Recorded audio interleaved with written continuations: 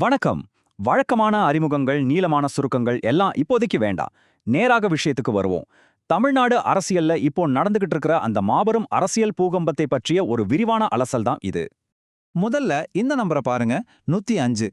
தளபதி விஜயோட புதிய கட்சியான தா.வே.க.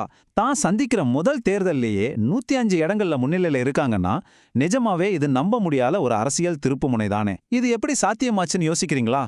பகுதி 1. தமிழ்நாட்டில் மாபெரும் அரசியல் பூகம்பம்.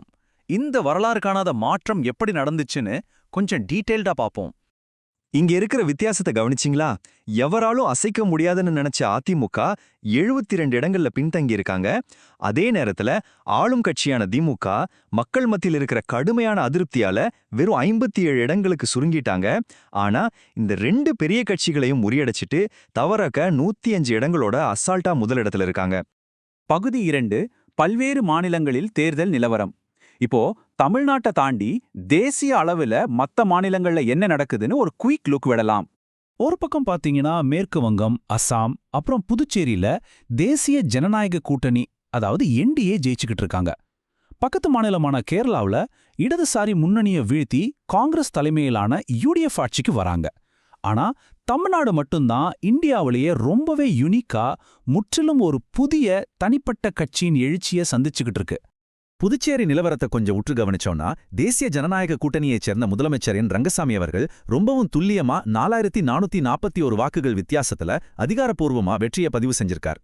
அதே நேரத்துல நம்ம அண்டை மாநிலமான கேரளாவுல ஒரு சுவாரஸ்யமான சூழல். புதிய முதலமைச்சரை தேர்ந்தெடுக்க வேண்டிய முக்கியமான கட்டத்துல காங்கிரஸ் தலைமை இப்போ இருக்காங்க. வி.டி. சதீசன், ரமேஷ் சென்னிதலா அல்லது கே.சி. வேணுகோபால், இவங்க 3 பேர்ல யாரை அவங்க தேர்ந்தெடுக்க போறாங்கிறது தான் இப்போதைய பெரிய சஸ்பென்ஸ். பகுதி 3. உயர் தொழில்நுட்ப தேர்தல் பிரச்சார வியூகங்கள். சரி, இப்போ ஒரு முக்கியமான கேள்விக்கு வருவோம். புதுசா ஆரம்பிச்ச ஒரு கட்சி எப்படி தமிழ்நாட்டுல 105 இடங்கள்ல முன்னிலைக்கு வந்தாங்க? இதுக்கு விட அவங்க பயன்படுத்தின அதிநவீன தொழில்நுட்பங்கள்னு தான் சொல்லணும். ஒரு கூட்ட நெரிச்சல் சம்பவத்துக்கு பிறகு வேட்பாளர்களோட பாதுகாப்பை உறுதி செய்யறதுக்காகவும் அதே சமயம் மக்கள் மத்தியில அவங்க இருக்கிறத ஃபீல் பண்ண வைக்கவும் 3D ஹோலோகிராமுகளை தாவேக்க பயன்படுத்தினாங்க. அது மட்டும் இல்லாம வாக்காளர்களை கவர ரோபோக்களையெல்லாம் களத்துல இறக்குனாங்க. ஒரு நிமிஷம் நினைச்சு பாருங்க, அரசியல் இது ஒரு கம்ப்ளீட் கேம் சேஞ்சர் இல்லையா? பகுதி 4. அடிமட்ட அளவிலான மற்றும் இளைஞர்களின் ஈர்ப்பு. வெறும் டெக்னாலஜியை மட்டும் நம்பியிருக்காம அவங்க பண்ண இன்னொரு மாஸ்டர் ஸ்ட்ரோக் என்ன தெரியுமா? நம்ம மக்களோட கலாச்சாரத்தோட அவங்க தங்களை இணைச்சிக்கிட்ட விதம் ரொம்பவே பிரில்லியன்ட். கட்சியோட விசில் சின்னத்தை ஆதரவாளர்கள் தினமும் காலையில அவங்க வீட்டு வாசல்ல கோலமா போட்டாங்க.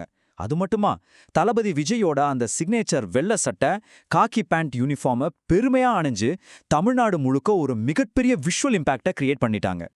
இன்னொரு அட்டகாசமான ஐடியா என்னன்னா, ஓட்டு போட முடியாத சின்ன குழந்தைங்கள கூட அவங்க அப்பா அம்மா கிட்ட தவேகவுக்கு ஓட்டு போட சொல்லி கேட்க வச்சாங்க. இது மூலமா இளைய தலைமுறைக்கும் முந்தைய தலைமுறைக்கும் இடையில இருந்த அந்த இடைவெளியை ரொம்ப அழகா உடைச்சிட்டாங்க. இந்த பிரச்சாரத்தோட தாக்கம் எந்த அளவுக்கு இருந்துச்சுன்னா, அது பாலிவுட் வரைக்கும் எதிரொலிச்சிருக்கு. நடிகர் டைகர் ஷாராஃப் மக்கள் உங்க மேல வச்சிருக்கிற நம்பிக்கை ஆச்சரியமா இருக்குன்னு சொல்லி விஜய்க்கு வெளிப்படையாவே வாழ்த்து சொல்லியிருக்காரு. ஸோ இது வெறும் ஒரு மாநிலத்துக்கான செய்தி கிடையாது, இந்தியா முழுக்க கவனத்தை ஈர்த்திருக்கிற ஒரு விஷயம். பகுதி 5. ஓட்டுநரின் மகன் முன்னிலை. வியூகங்கள், சினிமா நட்சத்திரங்களோட ஆதரவு, இதையெல்லாம் தாண்டி தாவேகாவோட உண்மையான வெற்றி எங்க இருக்குன்னு நான் சொல்லட்டுமா? அவங்க மக்களை பிரதிநிதித்துவப்படுத்த யாரை தேர்ந்தெடுத்தாங்க அப்படிங்கிறதுல தான் அந்த வெற்றியே இருக்கு. வருஷக்கணக்கா பாலிடிக்ஸ்ல இருக்கிற பெரிய பெரிய புள்ளிகளுக்கு மட்டும் சீட்டு கொடுக்காம தன்னோட சொந்த டிரைவரோட மகனான ஆர். சபரிநாதனுக்கு எம்எல்ஏ டிக்கெட் கொடுத்தார் விஜய். சாதாரண மக்களுக்கும் இனி அதிகாரத்துல இடம் இருக்குங்கிறத இது ரொம்ப ஸ்ட்ராங்கா பதிவு பண்ணுது.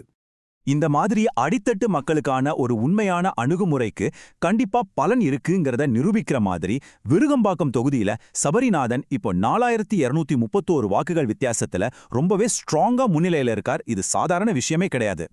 ஸோ ஃபைனலா நம்ம சிந்திக்க வேண்டிய ஒரு ஆழமான கேள்வி இதுதான். பல வருஷமா இருந்த பாரம்பரிய ஜாம்பவான்களை தாண்டி தொழில்நுட்பம் சார்ந்த ஒரு புதிய கட்சியை நோக்கி மக்கள் இவ்வளவு பெரிய அளவுல மாறியிருக்காங்க. இது இந்திய அரசியலோட எதிர்காலத்துக்கு என்ன அர்த்தம்? இது வெறும் ஒரு சின்ன ஆலையா, இல்ல இந்தியா முழுவதுமான ஒரு புதிய அரசியல் சகாப்தத்தோட தொடக்கமா? யோசிச்சு பாருங்க. இந்த தரவுகள் எல்லாமே கண்டிப்பா நம்மளை அப்படி யோசிக்க வைக்குது. மீண்டும் இன்னொரு சுவாரஸ்யமான அலசலில் சந்திக்கலாம்.